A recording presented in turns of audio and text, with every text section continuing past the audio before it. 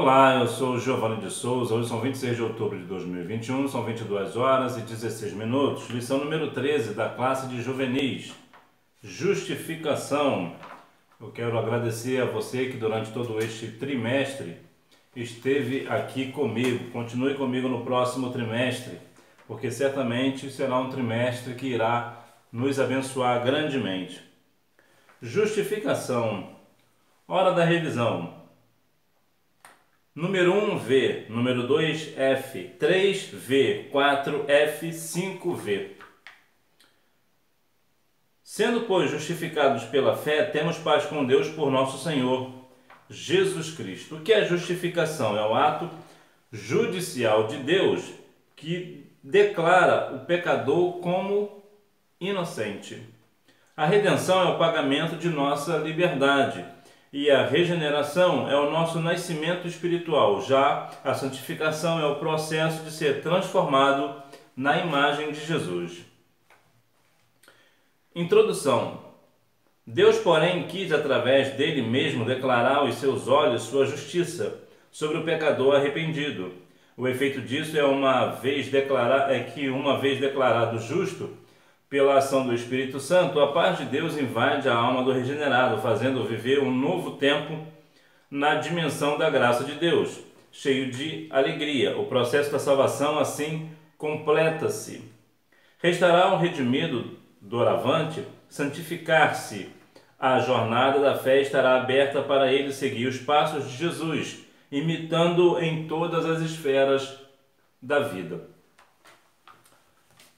1 Coríntios, capítulo 1, vai nos dar uma boa dimensão, um norte para esta aula de hoje. 1 Coríntios, capítulo 1, versículo 1. Na verdade, é 2 Coríntios. 2 Coríntios, capítulo 1, versículo 1.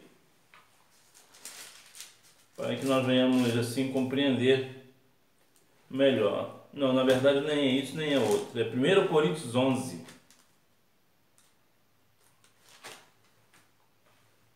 Sede meus imitadores, como também eu sou de Cristo. 1 Coríntios, capítulo 11, versículo 1.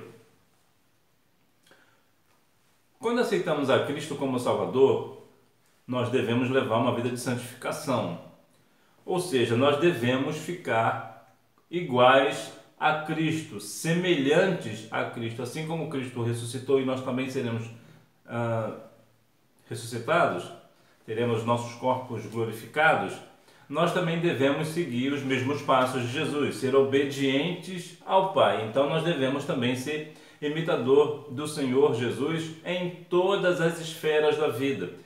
Geralmente, quando você vai fazer alguma coisa e você estiver na dúvida se aquilo é certo ou se é errado, você faz uma pergunta: Jesus faria isso? Se a sua resposta for não, você não faça. Se a sua resposta for sim, aí você faz. Então, isso é uma grande pergunta que nós devemos fazer quando nós estamos em dúvida. Por quê? Porque nós devemos imitar a Cristo, fazer o que Jesus fazia, procurar viver como Jesus viveu, fazer as coisas, procurar ao Pai. Vemos que Jesus, como Filho de Deus, orou, buscava ao Senhor, ficou em jejum. Então, todas as esferas da santificação, assim como Jesus fez, nós devemos fazer também. É claro que nós temos algumas limitações, né? Por exemplo, o jejum. Jesus ficou em jejum durante um bom tempo, né? Mateus capítulo 4, versículo 1 ao 4, vai nos dar uma dimensão, vai nos dar uma orientação melhor aqui. A tentação de Jesus, está escrito. Então Jesus foi levado pelo Espírito ao deserto para ser tentado. Depois de jejuar por 40 dias e 40 noites teve fome. Ou seja, Jesus teve um jejum, isso está em Mateus capítulo 4, versículo 2. Ou seja, Jesus jejuou durante 40 dias e 40 noites. É muito provável que nós não conseguimos ficar tanto tempo sem comer e beber. É muito provável que a gente não conseguir. Então, isso é uma limitação nossa. Nós temos uma limitação. Moisés, por exemplo, também ficou 40 dias e 40 noites jejuando, né? Então, veja que são coisas muito diretas, né? São situações atípicas. Nós não vemos relatos bíblicos de pessoas que ficaram muitos dias em jejum. Então é claro que muito provavelmente nós não consigamos ficar tanto tempo, mas nós devemos fazer um jejum para a nossa vida espiritual, né? O jejum perfeito, se você quiser saber qual é o jejum perfeito, está em Isaías capítulo 58. Mas eu vou te dar aqui logo um spoiler, né? 58 de Isaías vai nos dar um norte, dizendo que quando nós temos que jejuar, quando nós vamos jejuar, fazer um propósito para o Senhor, nós devemos nos abster de todas as coisas, inclusive do trabalho.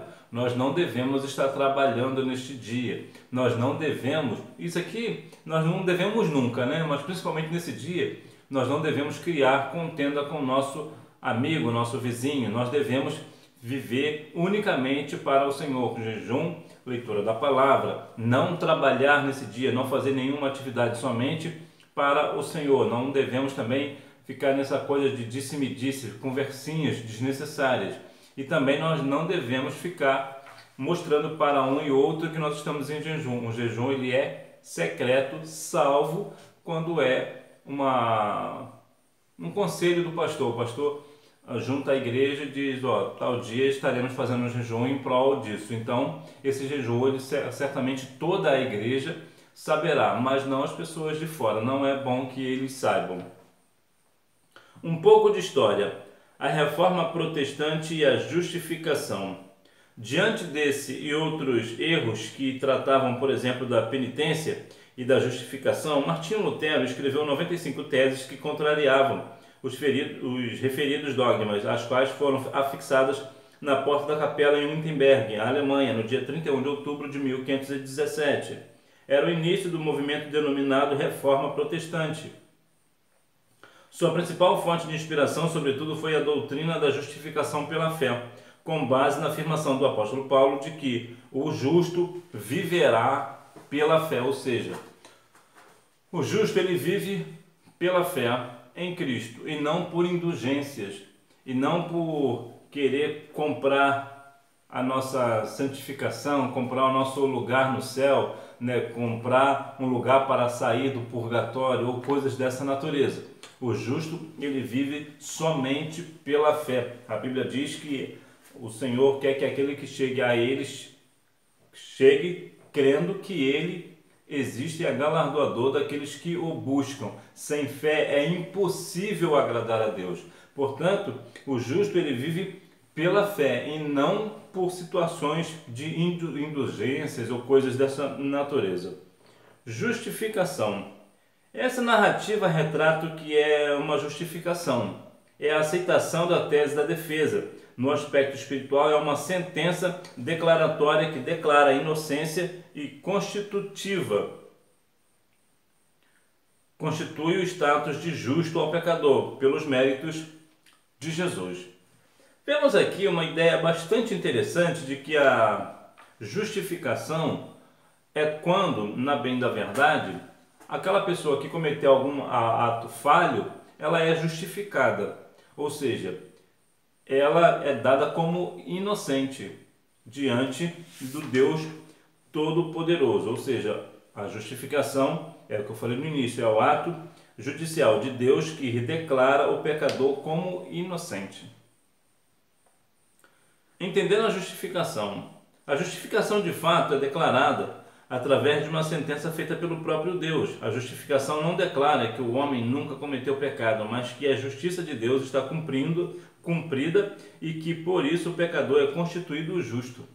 Então veja que interessante. Vemos aqui dois pontos. Um lado que justifica aquela pessoa, diz que essa pessoa agora é inocente. Por outro lado, não nega que essa pessoa tenha feito algo errado. Então veja que aqui, para que nós venhamos compreender a questão da justificação, nós vemos aqui esses dois pontos, né? A justificação não nega que aquela pessoa tenha feito algo errado, apenas justifica, declara essa pessoa inocente. Diferenças: justificação versus redenção, justificação. Sentença judicial de Deus, baseada no pagamento do resgate. Qual o resgate? O Senhor Jesus nos resgatou. Então essa sentença judicial de Deus se baseia nisso. Exige o cumprimento da justiça de Deus. É a reação da justiça de Deus ao Redentor. Já a redenção, pagamento que liberta da escravidão. Pessoal, a pessoa está escrava, agora vem uma carta de alforria e declara aquela pessoa agora livre. É o pagamento que liberta da escravidão. É o cumprimento da justiça de Deus. Exige a figura de um Redentor que a execute, no nosso caso, Cristo. Justificação versus regeneração, justificação. Faz o pecador ser declarado justo diante de Deus. Remove a culpa, traz o perdão dos pecados. Quantas das vezes as pessoas ainda se acham pecadoras e acham que jamais terão o perdão porque fez isso ou fez aquilo. Se esquecem que nós temos um Redentor que nos resgata de todas essas questões pecaminosas, né? Regeneração transforma a natureza moral do pecador, promove um lavar regenerador, opera renovação espiritual. A regeneração, quando algo é perdido e é regenerado, ele se faz novo. É como se fosse um novo, é como se ele nunca tivesse estado errado. E essa é a ideia, né, que a Bíblia vai nos falar, que nós somos uma nova criatura, eis que tudo se fez novo. Então a ideia da regeneração, principalmente, dá aquela ideia de que uma coisa que outrora estava ruim, estava talvez quebrado, danificado, agora está regenerado, está como um novo, né? Justificação versus santificação, justificação. Acontece em um momento, não é um processo. Confere ao pecador nova situação jurídica de Deus, diante de Deus, perdão. Atribui instantaneamente no momento da conversão a justiça de Cristo ao pecador. Acontece em um momento, não é um processo. Quantas das vezes as pessoas estão se perguntando, se queixando de situações, falando sobre um momento? Você acha, até porque um momento é uma coisa assim, bastante interessante, que há momentos que nós nunca esquecemos, não é verdade? Então veja que quando a justificação acontece, ela acontece no momento e não num processo. Como diz lá em Romanos capítulo 5, versículo 9. Santificação é um processo gradual, santificação experimental. Confere ao pecador o desejo de consagração, santificação posicional. Atribui progressivamente a partir do momento da regeneração o desejo de separação do pecado. A partir do momento da regeneração, quando a pessoa se regenera de fato, ela é de fato regenerada por Cristo, ele tende a sair, tem separação do pecado, ou seja, essa pessoa não quer mais o pecado, não tem mais esse desejo de pecar, né? Efeito da justificação. Aqui há pelo menos 3. Paz com Deus. Como ter paz se há inimizade? Se há inimizade com alguém, é difícil ter paz com ele, né? Deus, ao declarar a justificação do pecador, concede-lhe o perdão de pecados e, portanto, a salvação da sua santa ira. Dessa forma, como consequência, temos paz com Deus. Surge então um novo relacionamento com o Criador. A situação agora é de harmonia com a vontade de Deus, pois a ira já foi absorvida por Jesus. O caminho está livre. Temos que ter paz com Deus. E como é que nós teremos paz com Deus? Bom, tendo uma vida de santificação e não tendo amizade com o mundo. A Bíblia vai nos dizer que amizade com o mundo é inimizade com Deus. Então nós não devemos, inclusive também isso aqui também até traz para nós uma ideia até de amizade humana, né? Se a gente for observar, analisar a questão, vemos que temos algumas amizades que nós devemos romper, não deixar de cumprimentar, mas deixar de conviver, né? Deixar de ter aquela comunhão. Por quê? Porque tem certas pessoas que, na bem da verdade, vai levar a pessoa para o mau caminho. A Bíblia diz que as más companhias corrompem os bons costumes. Então talvez possa ser o teu caso. Talvez será que as suas amizades não são más companhias e estão deixando você talvez sem um norte, sem uma direção correta, está perdendo os bons costumes.